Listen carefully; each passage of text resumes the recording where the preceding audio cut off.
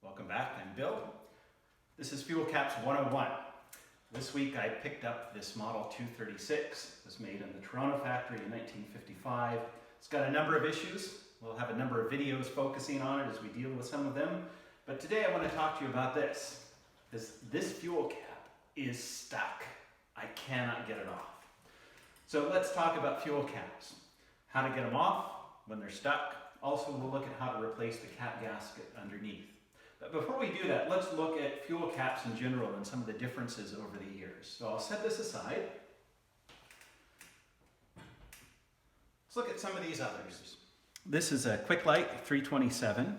You'll find a similar cap on a Quick Light table lamp or CQ lamp and on the torch light lanterns as well that preceded this. The first thing you'll notice is that it's got a hex-shaped head.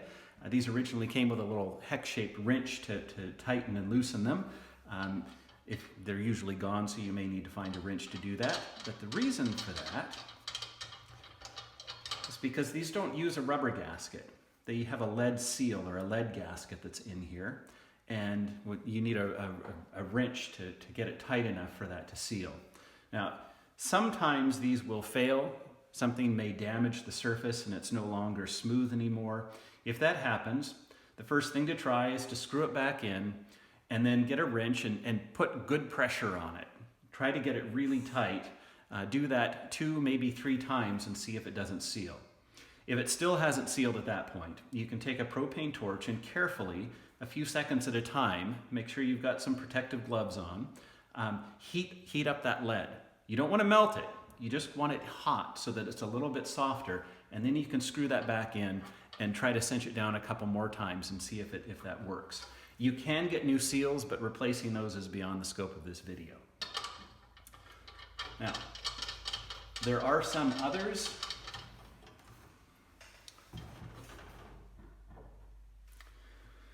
This is a fuel cap from a Model 9 stove. The Model 2s are the same. You'll notice it also has the lead seal.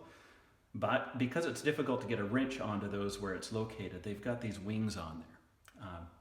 And even with the wings, it can be quite difficult to get off if they're over tightened. So same sort of a deal. It's got the lead. If it loses its ability to seal, you can just try to tighten that even further or heat it just a little bit. Now, in the mid-20s, we go to the 427. The 118 table lamp has the same cap or same size cap as this. Coleman introduced a cap more like what we're accustomed to. And this cap has a rubber gasket in it. Now, if you'll notice, this is a 3-piece cap like the one on our 236. And you can see they're not quite the same. This older one with the wings is slightly larger in its outside diameter, but it's quite a bit smaller in its inside diameter. So these aren't compatible with each other. Some of the early some of the early 3-piece caps like this also have wings. But this has 3 pieces. The screw holds and a brass insert in, and the insert holds the rubber gasket. And if these need to be replaced on these older ones, if you tighten this down so that it's good and tight, that holds the insert in place, then you can unscrew the screw that holds it together, take the whole thing apart, and on these, it's relatively easy to scrape out the old gasket. If not, you can burn it off with a torch, and I'll show you how to do that later. So that's the 427 and the 118. We're going to skip over the 3-piece cap that we see on the 236 right now, and we'll come back to it. The first one I want to show you, though, before that, is the one you're probably most familiar with, and that's the single-piece cap. These can be nickel-plated. The replacements I've seen for sale currently in the stores are just plain brass. Typically, the most common thing is they're painted to match the color of the fount, so red or green. These are simpler in theory until the cap gasket goes bad. You can see these are held in the middle. The brass is swaged out to hold it in place, and that makes it difficult to get the gasket out. But it's doubly difficult because usually by the time these go bad, it's because the gasket has become rock hard. The good news is they introduced these in the late 60s or so, and so most of them haven't had a chance to get hard and go bad like that, so we don't replace them very often. But if they do go bad, you can buy replacement gaskets, and what you'll need to do On a nickel one like this, or a brass one that's not painted, if you're careful, you can burn it out with a propane torch. Don't overdo it because the nickel can be damaged. But most likely what you'll want to do, especially if it's painted, you don't want to burn the paint off, is to take a very sharp small screwdriver or a pick and dig down into that hardened gasket until you break through it. And once you've got a hole that goes down to the brass on the other side, you can start breaking it up and digging it out. Just make sure you get all of it out before you put the new seal in. So that's the single piece. That's the modern one. This is what's in use on lanterns today, and stoves as well. But let's look at the three-piece. There are two versions of it. There's the larger one that's on our 236, but on the 2.4 series, the 242, 247, 249, 243, as well as the 500 stoves, there's a smaller version. You can see the difference in size, but they work the same way. Got one here, I've got the screw loose on this. What you see inside, if you take the screw off, there's a brass insert. So this part threads onto the fount and cinches it down. But the insert holds a gasket. And that rubber gasket is what seals to the fount. When this goes bad, you can dig it out, but this brass is thin and fairly soft. So the easiest way to deal with this is to burn it out with a propane torch. I'll show you how to do that in a minute. But there is a variant to these three-piece caps. I should say two variants. I'll show you one. One is found on many of Coleman's table lamps. This is a 168K. These don't have an internal pump, so they've got the external pump fitting on here. But once you get them off, you'll notice they're the same size as the three-piece lantern or stove cap. And they basically work the same way. Once you get instead of a screw, they've got the fitting for the pump. Once you get that off, that's the part that screws onto the fount. They've got the brass insert inside. The difference is that these include a check valve built into it. But otherwise, these use the same gasket as the standard lamp or lantern and stove fuel caps. There's also a similar variant of this that's the smaller size, like what you would find on the 2.4 series. But these are used on Coleman's irons. I'd show you one, but I don't collect irons, so I don't have one to show you. But that gives you a little overview of the fuel caps. With that, let's come back to our Model 236 and let's figure out how to get that fuel cap off. Now, to our friend here with the stuck cap. How do we get this off? The first thing you're probably tempted to do is just put a pliers on there and give it a twist. And sometimes you may be able to get away with that with minimal pressure, and you won't munge up the cap. You won't put any bite marks in it from the pliers. But if it's stuck, and I see these all the time when I get lanterns like this, in fact, it's a miracle this isn't chewed up already, because I can tell someone did take it apart to do a little cleanup on it. Usually this is all chewed up. So how do we get it off without doing that? Well, the first thing is to take a piece of leather. Some people take a strip and wrap it around. I actually cut the thumb off of an old work glove. And if you put that over the top, now you can grab it with the pliers and it won't chew it up. But sometimes just having the pliers or just having the leather on there isn't enough. The leather isn't really thick, and it may not give you a good enough grip. So I'll show you, this is sort of the final step. I've got a hose clamp. I'll slip that over the leather, get it down on the fuel cap, and we'll tighten it down.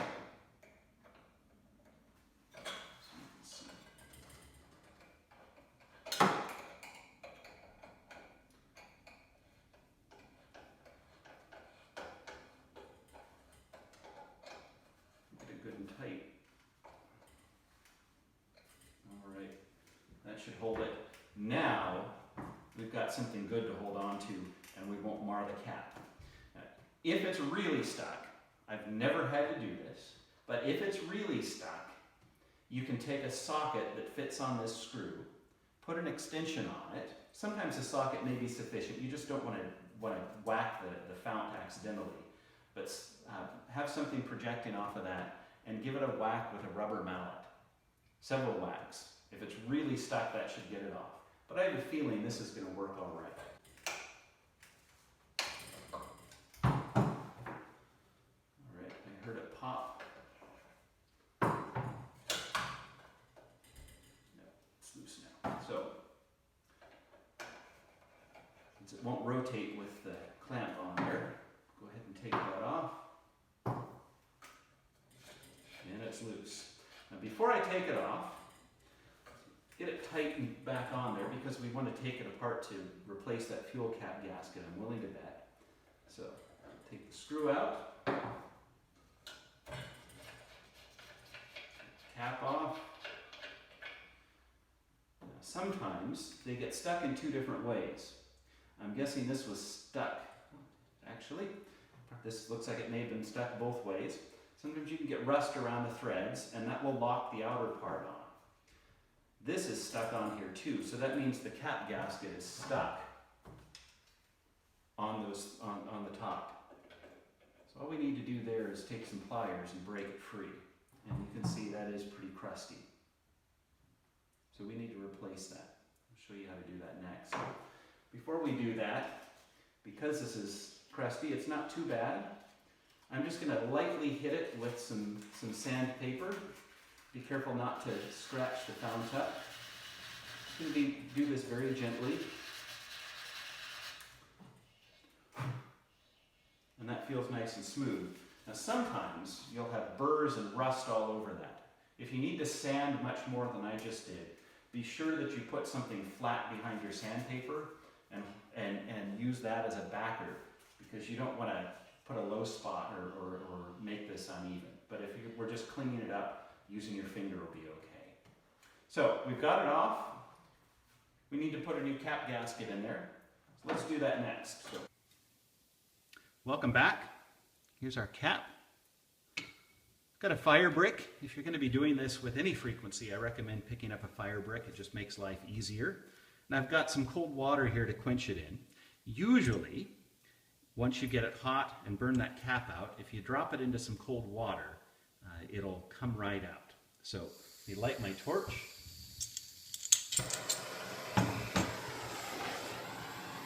Put on a pair of safety glasses just in case this decides to spit at you.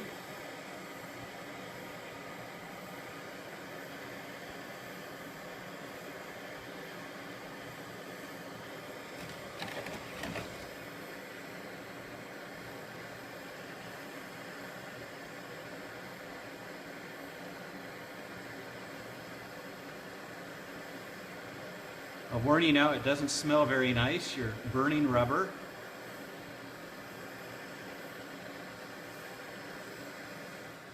Should do it. Did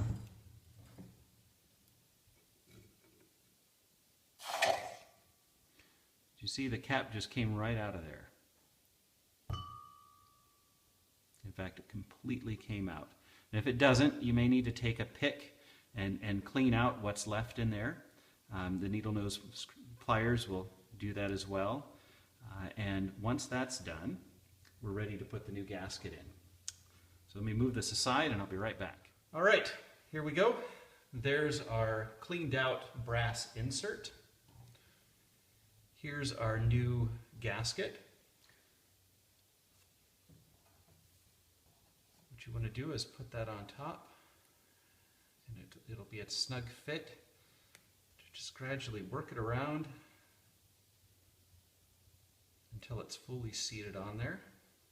Again, the smaller size, the lamp as well, both sizes, or the iron and the lamp and the 242 size and this size all work the same way. Just work that cap gasket down in there. That's in. So, come back to our 236.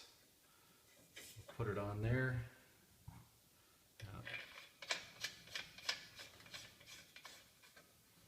screw that down as tight as you can.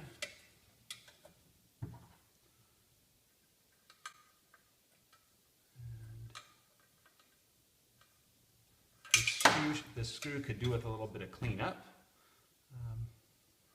in order to get it down in the threads properly. There we go.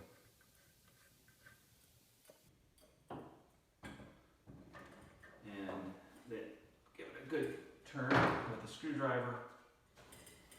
And we're set.